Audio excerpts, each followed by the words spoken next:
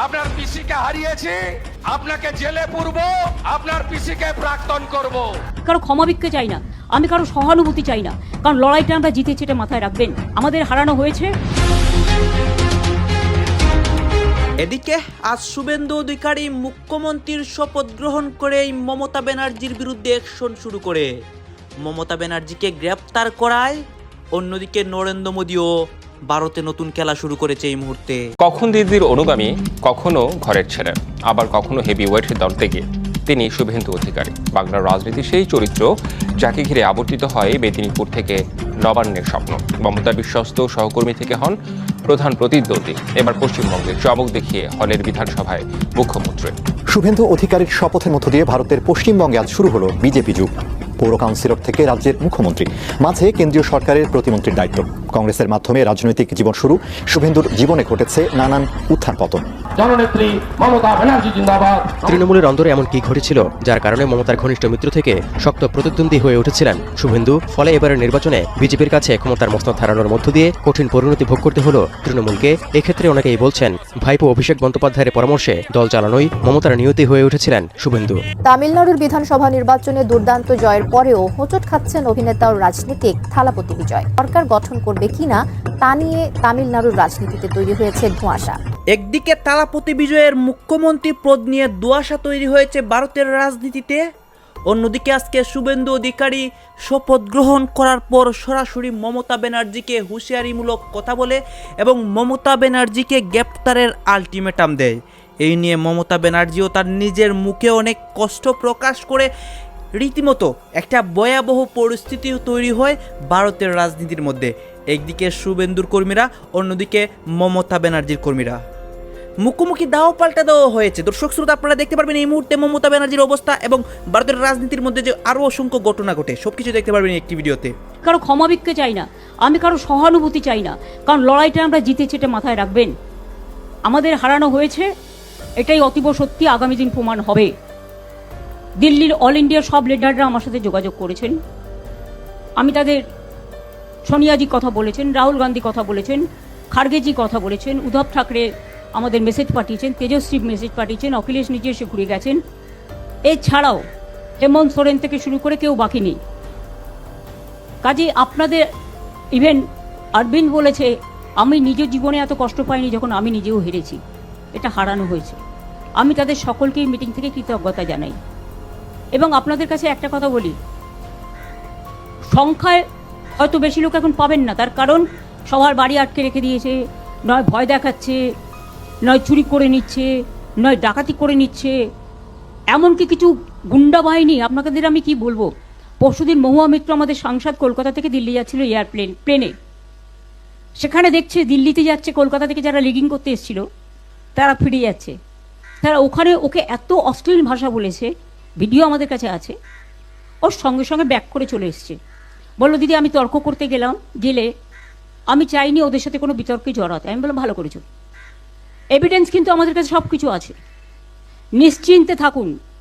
আমরা এই লড়াইটা, কল্যাণ আছে, আমি আছি, চন্দ্রিমা আছে, কপিল সিব্বল আমাকে ফোন করেছিল, অভিষেক মনু সিংভি ফোন করেছিলেন, বললেন যা সহযোগিতা করার আমরা করব। প্রশান্ত ভূষণজিও লড়াই করছেন, মেনেকাও আছেন, আমি নিজেও সিনিয়র বার অ্যাসোসিয়েশন বার কাউন্সিলের লয়ার, বিমানদা আছেন আমাদের খুব সিনিয়র অ্যাডভোকেট, অশোকদা আছেন, আমাদের বৈশা আছে, শুভাশিস আছে, চন্দ্রিমা আছে, অনেকেই আছে। আমাদের লড়াই আমরা করতে জানি, আমরা এটা করে নেব। কিন্তু এখন যেটা আপনাদের আমি বলবো যে এই সিচুয়েশনে যখন চারিদিকে সন্ত্রাসের একটা বজ্র নিঘাত চলছে, বজ্রপাত, সেখানে ভয় না পেয়ে আমি বাংলার যত রাজনৈতিক বিরোধী দল আছেন, তৃণমূল কংগ্রেসে থেকে আমি আবেদন জানাচ্ছি, যদি মনে হয় আবেদনটা গ্রহণযোগ্য করবেন, তা নাহলে করবেন না, এটা আপনাদের অধিকার। কিন্তু আবেদন জানাতে তো কোনো অসুবিধে নেই।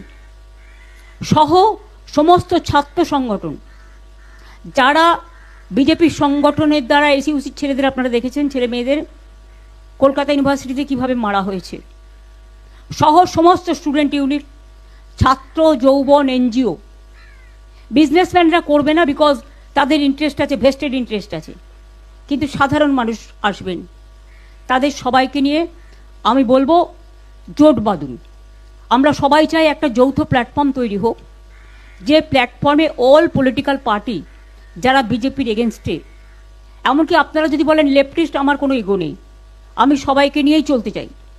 এবং আজকে যা অবস্থা, বিজেপিকে যদি রুখতে হয়, লেফটিস্ট সবাইকে, আল্ট্রা লেফট সবাইকে, আমাদের তৃণমূল কংগ্রেস আমরা কথা দিচ্ছি, ন্যাশনাল পার্টি সবাইকে, যার যতটুকু শক্তি আছে, দিল্লিতেও যেমন আমরা লড়াই করব, তেমনি বাংলাতেও আসুন আমরা জোট বাঁধি। যদি কেউ এ ব্যাপারে কোনো রাজনৈতিক দল আমার সাথে কথা বলতে চান, আমি 4টে থেকে 6টা পর্যন্ত অ্যাভেলেবেল আছি অফিসে, আমাকে জানাবেন, আমি নিশ্চয়ই আপনাদের সাথে কথা বলবো। আপনার পিসিকে হারিয়েছি, আপনাকে জেলে পুরবো, আপনার পিসিকে প্রাক্তন করব।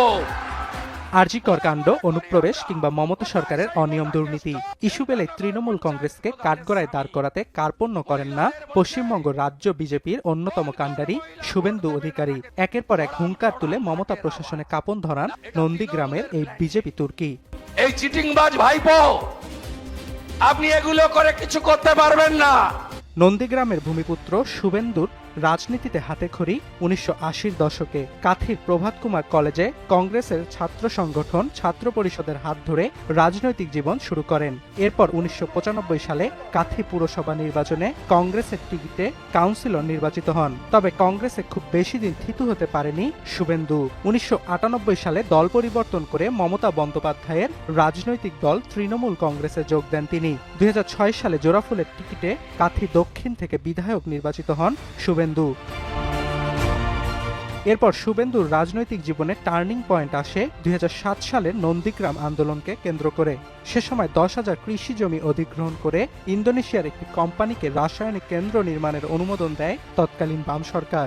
এতে ফুঁসে ওঠে পূর্ব মেদিনীপুর। কৃষকদের সঙ্গে নিয়ে মমতার শুরু করা আন্দোলনের সেনাপতি ছিলেন শুভেন্দু অধিকারী। এ সময় ভূমি উচ্ছেদ প্রতিরোধ কমিটির নেতৃত্ব দেন তিনি।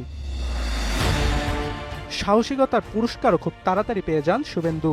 2008 সালে মদন মিত্রকে সরিয়ে যুব তৃণমূলের সভাপতি হিসেবে শুভেন্দুকে বেছে নেন মমতা। এরপর 2009 সালে তমলুকে হেভিওয়েট প্রার্থী লক্ষণ শেঠকে হারিয়ে প্রথমবারের মতো সাংসদ নির্বাচিত হন শুভেন্দু।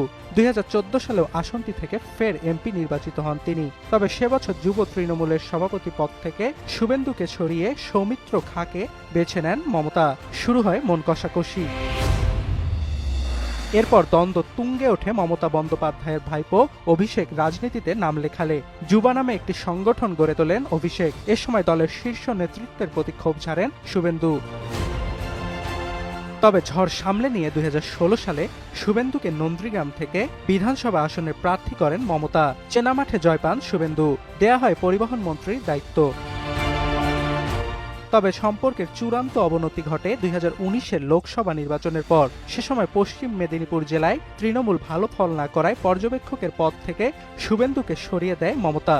এক পর্যায়ে দলীয় পর্যবেক্ষকের পদও তুলে নেন মমতা। সে সময় একাধিক জেলার দায়িত্বে ছিলেন শুভেন্দু। দলের সঙ্গে বাড়তে থাকে দূরত্ব। অবশেষে মমতার মন্ত্রিসভা থেকে ইস্তফা দেন তিনি। এরপর 2020 সালে মেদিনীপুরে কেন্দ্রীয় স্বরাষ্ট্রমন্ত্রী অমিত শাহর উপস্থিতিতে পদ্ম শিবিরে নাম লেখান শুভেন্দু অধিকারী। প্রতিশ্রুতি দেন দলের যে কোনো ভূমিকায় নিষ্ঠার সঙ্গে কাজ করে যাওয়ার। আমি ছাত্র রাজনীতি থেকে উঠে এই জায়গায় এসেছি। 2021 সালে নন্দীগ্রাম থেকে মমতাকে হারিয়ে বিজেপির আস্থাভাজন হিসেবে সমাদৃত হন শুভেন্দু। তার কাঁধে রাজ্যের বিরোধী দলীয় নেতার দায়িত্ব তুলে দেন মোদী। এরপর থেকে পদ্ম শিবিরের পক্ষে জনমত যাচাই মাঠঘাট চষে বেড়ান শুভেন্দু। তামিলনাড়ু রাজনীতিতে নতুন ইতিহাস রচনা করলেন থালাপতি বিজয়। নির্বাচনের আগে যে জনগণ তাকে ভোট দেওয়ার প্রতিশ্রুতি দিয়েছিলেন, তারা শুধু বিজয়কে জয়ী করেননি, সরাসরি মুখ্যমন্ত্রীর আসনে বসিয়ে দিয়েছেন। জনগণের এই ভালোবাসা ও বিশ্বাসের প্রতিদান দিতে মুখ্যমন্ত্রী হওয়ার পরই ভারতের দুর্নীতি ও অন্যায়ের বিরুদ্ধে কঠোর সতর্কবার্তা দিলেন দক্ষিণ ভারতের সিনেমা সুপারস্টার এবং রাজনীতিবিদ থালাপতি বিজয়। ভারতের নোংরা রাজনীতিকে বুড়ো আঙুল দেখিয়ে কিভাবে স্বচ্ছ রাজনীতি করতে হয় তার প্রকৃত উদাহরণ তৈরি করতে শুরু করেছেন থালাপতি। আজকের ভিডিওতে থাকছে মুখ্যমন্ত্রী হিসেবে থালাপতি বিজয় জনগণকে যে সব সুযোগ সুবিধা দিচ্ছেন তা কল্পনাতীত। তাই সম্পূর্ণ ভিডিও মনোযোগ দিয়ে দেখুন, কারণ বিজয়ের কাজগুলো শুনে আপনি বুঝতে পারবেন কিভাবে প্রতিপক্ষকে জবাব দিয়ে রাজনীতিতে টিকে থাকতে হয়। নানা বাধা বিপত্তির মুখোমুখি হয়ে এমনকি নরেন্দ্র মোদীর কূটনীতিক রাজনীতিকে মোকাবিলা করে শেষ পর্যন্ত মুখ্যমন্ত্রীর পদ অর্জন করলেন থালাপতি বিজয়। নরেন্দ্র মোদী যখন তার বিরুদ্ধে ষড়যন্ত্র করছিলেন তখন বিজয় নিজের কাজের মাধ্যমেই মোদীকে উপযুক্ত জবাব দিয়েছেন। বিজয়ের আসল শক্তি হল তার জনগণ, যারা এই নির্বাচনী যুদ্ধে থালাপতি বিজয়কে বিজয়ী করেছেন। তরুণ প্রজন্ম ভালোভাবেই বুঝেছিল এই নির্বাচনে কোন রাজনৈতিক ব্যক্তিত্ব তাদের জন্য সবচেয়ে উপযুক্ত, কারণ বর্তমানে বিভিন্ন দেশে তরুণ, শিক্ষিত ও মেধাবী ব্যক্তিরাই সুষ্ঠু রাজনীতির জন্য লড়াই করছেন। তামিলনাড়ুর মেধাবী ও শিক্ষিত ছাত্র যুবকেরাও বুঝে গিয়েছিলেন যে থালাপতিকে বিজয়ী করলে কৃষি থেকে শুরু করে উন্নত শিক্ষা পর্যন্ত সব ক্ষেত্রেই উন্নয়ন হবে। নির্বাচনী ইশতেহারে থালাপতি যেসব প্রতিশ্রুতি দিয়েছিলেন তা শুনলে আপনি অবাক না হয়ে পারবেন না। যে কোনো নির্বাচনী এলাকায় সাধারণত দরিদ্র জনগণের সুযোগ সুবিধা, নিত্য প্রয়োজনীয় দ্রব্যমূল্য কমানো এবং শিক্ষা ও চিকিৎসা ক্ষেত্রে উন্নতি করতে পারলে জনগণ সেই প্রার্থীকেই নির্বাচিত করেন। এবার থালাপতি বিজয় যেসব ইশতেহার ঘোষণা করেছিলেন তাতে স্পষ্টভাবে প্রমাণ মিলেছে যে তিনি গ্রামের কৃষক ও গৃহিণী থেকে শুরু করে শহরের সাধারণ মানুষ এবং শিক্ষার্থীদের বর্তমান ও ভবিষ্যৎ উন্নতির কথা ভেবেছেন।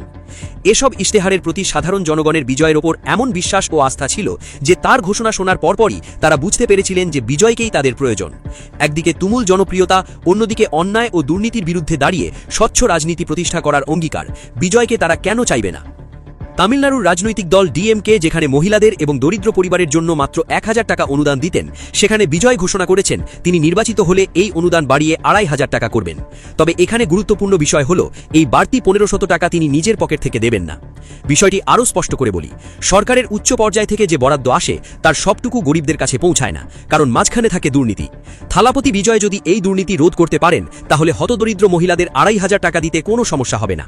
একবার চিন্তা করুন, একদিকে দরিদ্র মহিলারা পাচ্ছেন আগের তুলনায় 1500 টাকা বেশি, অন্যদিকে দুর্নীতি প্রতিরোধ। এই দ্বিমুখী লাভজনক পদক্ষেপই রাজনীতিতে বিজয়ের চমৎকার কৌশল। রাজনীতির মাঠে প্রথমবারের মতো এসেই নির্বাচিত হয়ে যে চমক দেখাচ্ছেন বিজয় এমনটি নয়, কারণ তার ইশতেহারগুলোই ছিল চমকে ভরপুর। তার লক্ষ্য ছিল প্রতিটি পরিবারকে এমন সহায়তা দেওয়া যাতে তাদের জীবনযাত্রায় প্রকৃত সুবিধা হয়। সেই লক্ষ্যে তিনি গ্যাস সিলিন্ডার বিনামূল্যে দেওয়ার পরিকল্পনা করেছেন। একদিকে বাজারে সিলিন্ডারের দাম বৃদ্ধি পাচ্ছে, অন্যদিকে বিজয়ের সরকার বছরে 6টি গ্যাস সিলিন্ডার বিনামূল্যে দেবে। বাজারে সিলিন্ডারের দাম 800 থেকে 900 টাকা হলে বছরে 6টি সিলিন্ডার মানে প্রতিটি পরিবার সাশ্রয় করতে পারছে 5 থেকে 6000 টাকা। এটি কত বড় সুবিধা তা প্রতিটি পরিবারের মানুষই বুঝতে পারছেন। তবে বিজয় শুধু সিলিন্ডার দিয়েই থেমে যাবেন না, কারণ বিজয় রাজনীতিতে এসেছেন নিজের নাম ছড়ানোর জন্য নয়। তিনি তো আগে থেকেই জনপ্রিয়। তিনি রাজনীতিতে এসেছেন যেসব অন্যায় ও দুর্নীতির কারণে জনগণ তাদের ন্যায্য অধিকার পাচ্ছে না, সেই অধিকার ফিরিয়ে দিতে এবং জনগণের পাশে দাঁড়াতে। তাই তার পরবর্তী ইশতেহারে ছিল প্রতি মাসে 200 ইউনিট পর্যন্ত বিনামূল্যে বিদ্যুৎ সরবরাহ। একবার চিন্তা করুন, যেসব পরিবার অত্যন্ত দরিদ্র তাদের ঘরে শুধু বাতি এবং গরমের জন্য পাখা ছাড়া আর কিছুই নেই। এসব কারণে তাদের বিদ্যুৎ খরচ খুবই কম হয়। এসব দরিদ্র পরিবারগুলোর জন্য প্রতি মাসে 200 ইউনিট পর্যন্ত বিনামূল্যে বিদ্যুৎ তাদের জন্য এক বিরাট স্বস্তি। তবে শুধু একেবারে দরিদ্রদের জন্যই নয়, যারা মধ্যবিত্ত কিংবা উচ্চবিত্ত তাদের জন্য মোট বিদ্যুৎ খরচ থেকে 200 ইউনিট বাদ যাবে। এটি নিঃসন্দেহে রাজ্যের প্রতিটি জনগণের জন্য সত্যিকারের সহায়তা। শুভেন্দু অধিকারীর শপথের মধ্য দিয়ে ভারতের পশ্চিমবঙ্গে আজ শুরু হলো বিজেপি যুগ। পৌর কাউন্সিলর থেকে রাজ্যের মুখ্যমন্ত্রী, মাঝে কেন্দ্রীয় সরকারের প্রতিমন্ত্রীর দায়িত্ব। কংগ্রেসের মাধ্যমে রাজনৈতিক জীবন শুরু, এরপর তৃণমূল কংগ্রেস এবং সবশেষ বিজেপিতে যোগদান। দীর্ঘ এই পথে শুভেন্দুর জীবনে ঘটেছে নানান উত্থান পতন। তার শপথ গ্রহণ অনুষ্ঠানে উপস্থিত ছিলেন প্রধানমন্ত্রী নরেন্দ্র মোদী। পশ্চিমবঙ্গের মুখ্যমন্ত্রী হিসেবে শপথ নিয়েছেন ভারতীয় জনতা পার্টি বিজেপি নেতা শুভেন্দু অধিকারী। এর মধ্য দিয়ে পশ্চিমবাংলায় শুরু হলো বিজেপি শাসন। আমি শুভেন্দু অধিকারী কলকাতার ঐতিহাসিক ব্রিগেড প্যারেড গ্রাউন্ডে শনিবার স্থানীয় সময় বেলা 11টায় অনুষ্ঠান শুরু হয়। বাংলাদেশ সময় দুপুর 12টার একটু পর রাজ্যপাল RN রবির উপস্থিতিতে শপথ নেন মুখ্যমন্ত্রী শুভেন্দু অধিকারী।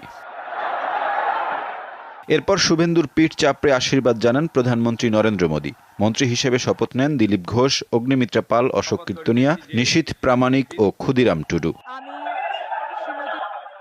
অনুষ্ঠান শুরুর কিছুক্ষণ আগে হাজির হন প্রধানমন্ত্রী। ছাদ খোলা গাড়িতে মোদির পাশেই ছিলেন শুভেন্দু অধিকারী ও বিজেপির রাজ্য সভাপতি শ্রমিক ভট্টাচার্য। রবীন্দ্র জয়ন্তীর এ দিনে শপথ মঞ্চে উঠে বিশ্বকবি রবীন্দ্রনাথ ঠাকুরের ছবিতে ফুল দিয়ে শ্রদ্ধা জানান প্রধানমন্ত্রী নরেন্দ্র মোদী। বাজানো হয় জাতীয় সঙ্গীত।